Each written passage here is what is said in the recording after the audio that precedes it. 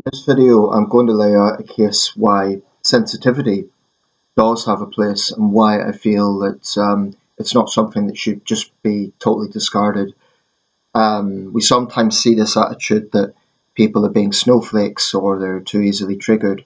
There is some basis for that. It's not terms I use myself, but there's a basis for it. But I do think there is definitely a case to be made for sensitivity and consideration in language. And I'm going to lay that out in this video. You know, in this channel, I have long been critical of overt political correctness, and in more recent years, that's translated into an even more what I see as intolerant mantra of woke ideology.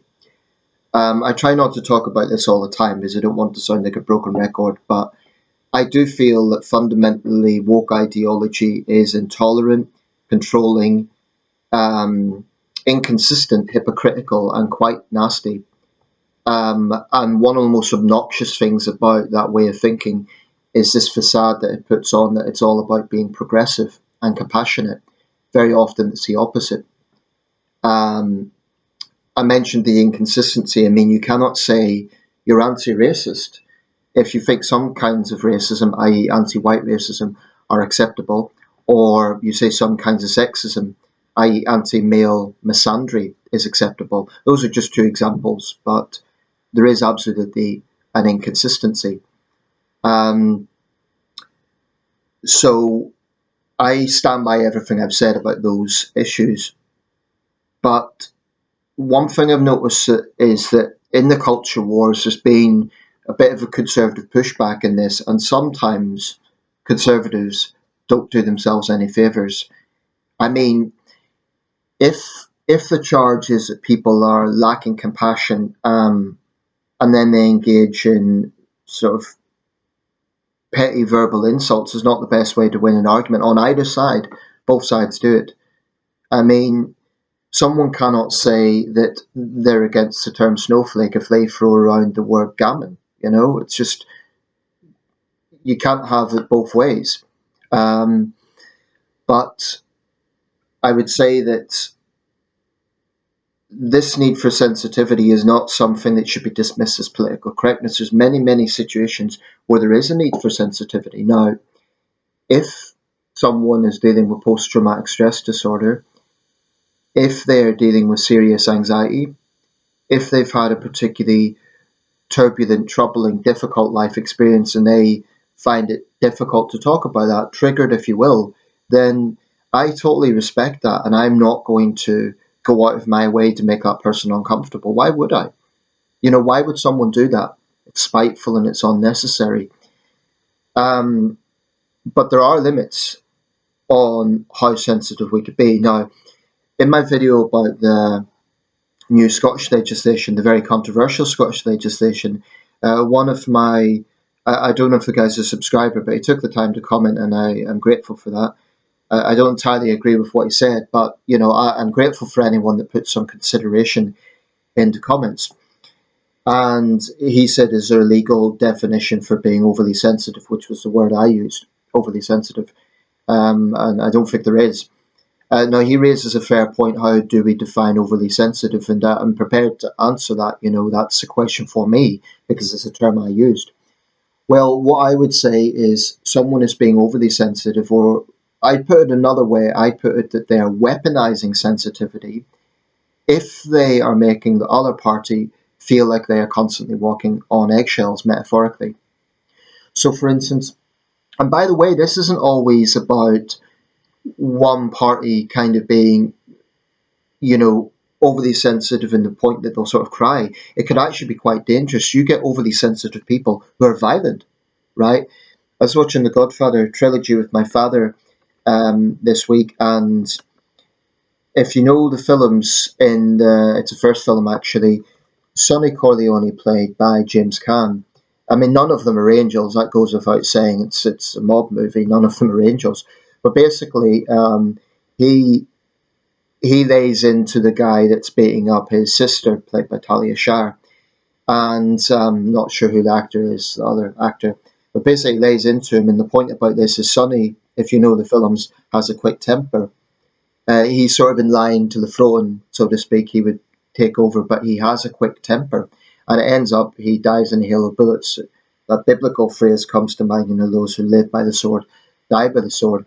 Now, Al Pacino's character is a lot more level-headed, and although it still ends in tears, if you know the films, um, he's a much more stable character overall. Still very dangerous. He's a mobster, but he's a much more stable character. Anyway, the point I'm making with this is that sensitivity, maybe it's not the best example, but sensitivity doesn't mean someone being this sort of passive wallflower. It could actually be a dangerous thing. You could have a violent person who's overly sensitive because they get easily offended and they use it as an excuse to lash out. So I don't think we should assume sensitivity means a vulnerable, fragile person. It can mean quite a dangerous individual as well. Someone who is just lashes out at the slightest sign of insult. And sometimes we have to really, self-control isn't always easy when someone else is provoking us. I actually had an experience today. I'll just briefly mention it because I may bring it in my next video. This guy just randomly insulted me. I was walking past. I'm sure he was on something. I'm sure he was an addict, but he just called me a ginger. Da, da, da. And I actually asked him. I said, "Why? Why am I that?"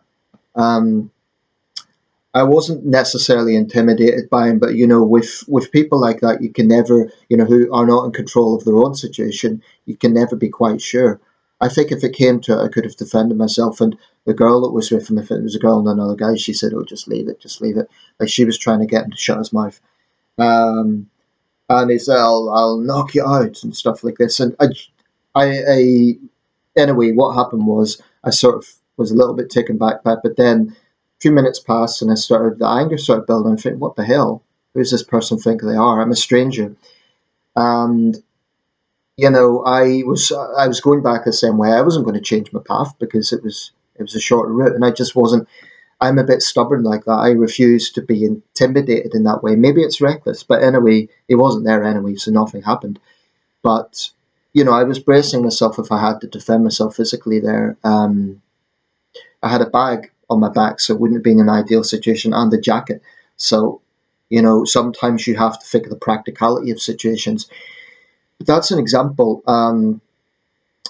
Had I just sort of laid into him initially, it may have taken him by surprise, but I could also have ended up getting seriously hurt. How do I know his friends wouldn't have helped him out?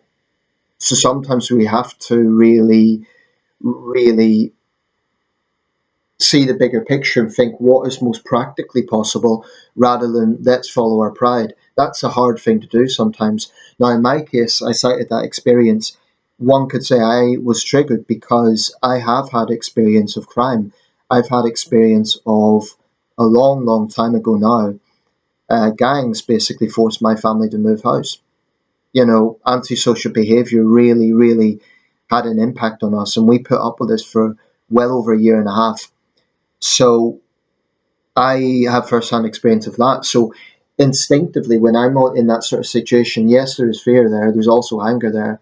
I'm aware of it because I know what I went through. So I could say honestly, that's an issue I'm sensitive about. So the point I'm making with that is there is not, I defy anyone to say there's not at least one thing that would get under the skin that would bother them. It may be that some people are simply passive, relaxed kind of people. But most people have at some point in their life had some really challenging experience. And I think there's a lot of situations you have to be sensitive. Now, because I have strong views on crime, I couldn't use that as an excuse to deny someone else's freedom of speech. I might strongly take issue with what they're saying, but I can't say you've no right to that opinion, right? I might say it's rubbish. I might say you're completely wrong, etc. I might passionately disagree, but I can't. What I can't do is say you can't say that. Don't speak because it triggers me. I cannot do that. I cannot put that sort of control on someone else's free conscience. I just can't do it. So I am skeptical of people who use a negative experience to silence others. I think it's fine to quote your experience to say, well, this is why I think you're wrong because I went through this and you don't know what you're talking about, something like that. But actually saying that someone cannot have an opinion, that must be the caveat. People having a right a right to an opinion, even if we think it is an absurd opinion, even if we think they're dead wrong. Fundamentally, that is very, very important. One of my concerns about the hate crime legislation in Scotland is that the mere feeling that someone has been insulted or they feel that they've been a victim of a hate crime is enough. This isn't just about physical crime, i.e., assault or vandalism and that sort of thing. This is sometimes, you know, if that is interpreted as mere feelings, then that's dangerous territory, because you'll end up in a situation, and Police Scotland has already been inundated with calls suggesting this is true, where anyone who feels offended is going to misuse this legislation. Um, and they may well think, okay, I'm an older person, I'm a minority, I'm LGBTQ, I'm a woman, so although women aren't actually protected by it, not yet, but I would be, so paradoxically, a white straight man wouldn't be protected by it. So, I mean, that's the point I would make. What if you get someone like me minding my own business and I'm assaulted? Most victims of assault in this country, in the United Kingdom, are men of violent assault. So, I would my what's the word, my offender, the guy who attacked me, could be arrested for assault, but there'd be no protected characteristics. Why? Because I'm white, I'm a male, and I'm straight, so I don't fall under any minority status. I might be able to argue my accent. I might say, well, it's a race thing because he mocked my accent, but even then, it wouldn't strictly be a race thing because I'm Caucasian, right? But I would question, for instance, why is religion protected, but picking on someone for their accent isn't? There's other areas that one could question. Well, why aren't they protected? When I first came to England, that was the very source of my bullying, in fact. So whilst I'm not, I wouldn't sort of say I'm a minority, and I wouldn't cloak myself in that. Technically, I was a minority because when I came to England, I stood out due to my accent. I always got questions if I was a terrorist, and I'm not talking about a bit of verbals. It was physical. Sometimes it was pretty bad bullying, and it had a deep impact on my life, as all bullying does. So I have had experience of being an outsider, and it's not pleasant. Um, so the point I'm making here is anybody who's had an unpleasant experience, I genuinely have sympathy for them, but you cannot use it as a way to make others feel like they're walking on eggshells. So I've just quoted the thing about people used to give me a hard time with my accent. Now, if someone, for example, mistakes me and thinks I'm Scottish, I can't then lose my temper and say, "Oh, you're ignorant, you're wrong, I'm Northern Irish." And, it would just be obnoxious because more often than not, when people have questioned my accent, there's been no malice involved at all. It's just, in fact, more often than not, it's a compliment. It'll be like, "Oh, that's a lovely Irish accent." And what I'll usually do is I'll thank them and then say, "Actually, I'm from Northern Ireland. Thank you. It's kind of you to say so."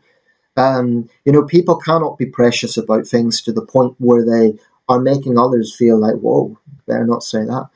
I think it's okay to politely correct someone, but I think it should be done in a way that's not sort of too precious.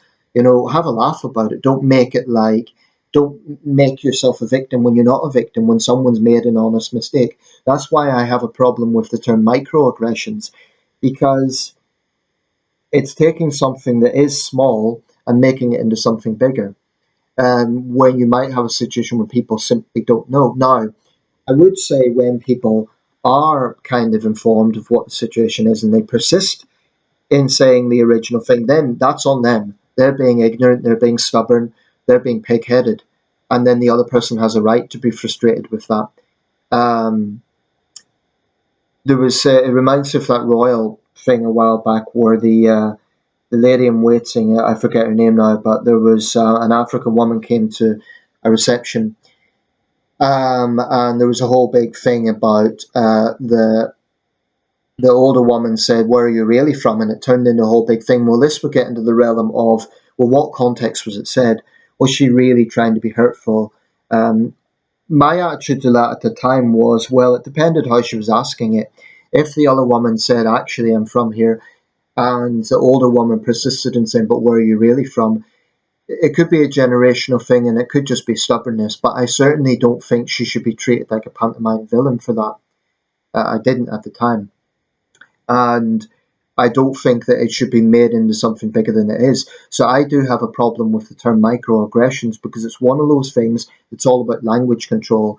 It should be a question of simple respect. If I think someone's uncomfortable about something, I'm not going to push it. But at the same time, I don't want to be made to feel guilty when there's no malice involved, when I'm asking a simple question. Um, so I do think some people can weaponize their sensitivity. That's wrong because it makes other people feel uncomfortable. Where's mutual respect in that? Um, but there's many situations I think there is a need to be tactful and there is a need to be sensitive. I mean, if you knew someone and they had a loved one who took their own lives, for example, would you go up to that person and say, "Oh, have you checked out the new Suicide movie?" Something like that? Of course not, because if you knew their situation, that would be incredibly insensitive. Um, this is why I have no time for stand-up comedians who use others' suffering and adversary to their comic effect. A good comedian should be able to rise above that. And I don't accept this argument, oh, just have a sense of humour, because humour is entirely subjective. You can't say, I find that hilarious, so you must find it hilarious as well. Yes, there's questions around censorship. I don't necessarily favour censorship in that area, but I think if comedians can dish out insensitive jokes, it's completely fair game that others criticise them for it. That's not taking away their freedom of speech, that's simply criticising them and saying they think they're an insensitive ass. Um, you know, Sometimes fanboys and fangirls of comedians get a bit precious where they kind of expect everyone else to, if not find it funny, kind of just be okay with it. Well, my attitude is if you take a comedian and they are using some tragedy, the relatives of people involved in that tragedy have every right to be offended because it's something that is personal to them, it's something that directly involves them. So this idea that they should just laugh it off is ridiculous, and I think it ignores basic human nature. So I'm going to draw this to a conclusion, but when I speak out against woke ideology and political correctness, I stand by everything I've said, and I do insist that there will be people who will exploit this law, um, and they will use a past experience to their advantage to kind of demand that others bow to what they think should be said or not said. But at the same time, I do think there is a case for sensitivity, and I don't believe in going in like a bull to a china shop and just bringing up controversial subjects. There are some people who are just loud, they're just obnoxious, they just have no consideration for others. I have no time for those sort of people. You know, if you know something is sensitive to someone, why would you bring it up? It's different, I think, if someone is speaking in their own space. This is where issues on the internet get murky, because if someone is posting a comment that's entirely in line with their own conscience, it's on their own timeline, or for that matter, a public, like a news thread or something, I find it troubling that there will be people out there who will immediately want to go to Facebook admins to kind of censor. And I'm very critical of the way that social media companies operate in this regard. I don't think they're consistent.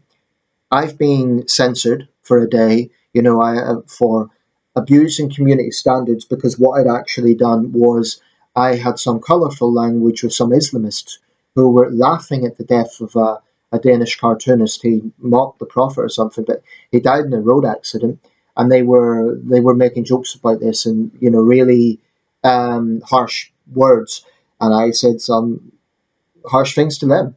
But I was the one that got censored. Now, I didn't say Muslims, I didn't say anything about their ethnicity, I said Islamists, but I got censored for that, which makes me wonder how exactly are these big social networks operating? They're not consistent. I reported a comment a while back that was blatantly racist.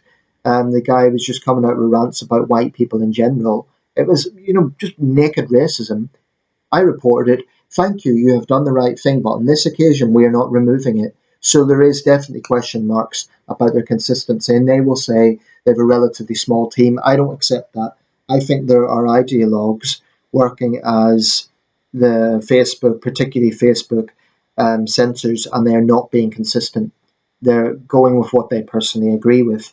That's wrong. So I think there needs to be more transparency about how they are trained, and there needs to be evidence that they're being consistent about this. Um, but yeah, I do think there is a need for sensitivity, and if you know someone, if there is a particular subject that someone finds difficult to talk about, I respect that. Now, it doesn't mean that I go to the point of saying, well, everyone else should just be quiet and not talk about that. If you have two people who are discussing something and the third person says, oh, can you change the subject? Well, I would say, well, they're already having the conversation, so you could leave the room or start another conversation. It's a bit different if they're involved, in which case I could say, excuse me, can we please change the subject because I find it's difficult. What they can't do is demand that the subject be changed. What they could say is, look, this makes me uncomfortable. I've had some past experience. And others should respect that. They shouldn't try to drive it out of someone like, why? Just sometimes people need to accept that maybe someone has had a past experience that's difficult and they don't want to talk about it, and that's fine. Um, but so much of this is about mutual respect, and I think if it goes one way or the other, it's a problem. If we're in a situation where people are just callous, they're inconsiderate, they just say what they want, they just throw out insensitive things, that is wrong. But we don't want to go too far the other way, where we're all walking on eggshells and we're all self censoring because that might offend someone, which means that serious subjects are just off limits. Serious debate is taken off the table because it might offend someone. I mean, you could take any serious issue, it's going to be sensitive to someone, but you cannot have a situation where it's just censored. And I'll make one last point because there's an issue here around films and documentaries and so on. I actually have no problem with a disclaimer at the start saying this program, this movie, this documentary features content that some viewers may find troubling. I'm totally okay with that. What I would be against is just totally taking it off air because it might affect people. It's like you hear this situation where old literature or older literature is now being censored due to modern sensitivities. I think that's wrong. I think it should be enough to say, look, this book contains content that includes domestic abuse, racism, but this is the way it was written, and that was what was brought to the audience of that time. I think it's totally wrong to just take words out, whether it be Roald Dahl or Enid Blyton or anything in Breakfast at Tiffany's had that scene where Mickey Rooney done the yellow face thing. It's controversial today, but if there was a take on Breakfast at Tiffany's and they just took that scene out, it's been a while since I watched the movie, but that would be taken out in an important scene, an important character. Why? Because it's no longer politically correct. I don't agree with that. I think it's better to just say, look, this is an older film. There are things that today we wouldn't find acceptable, but I don't believe in censoring in that sense. I think a disclaimer is enough. Okay, let me know your thoughts, but I do think there's a place for sensitivity. This is just a question of balance. Both extremes are wrong, in my view.